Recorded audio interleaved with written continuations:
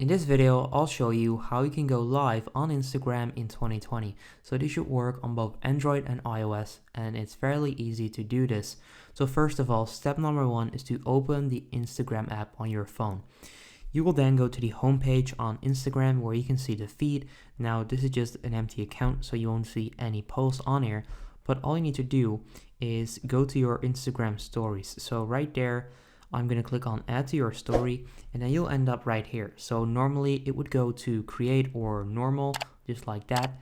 And all you need to do is slide over to live right there. And all you need to do is click on the live button right there. It's then going to check your connection and you are now live. So as you guys can see right there, I'm now live streaming. I'm live on Instagram, and that's pretty much how you can go live on Instagram.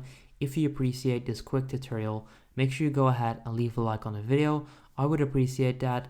Let me know in the comments down below if this works, and then I'll see you in the next video. Have a good day. If this video helped you out, please consider subscribing to my channel to help me grow the largest how-to channel on YouTube.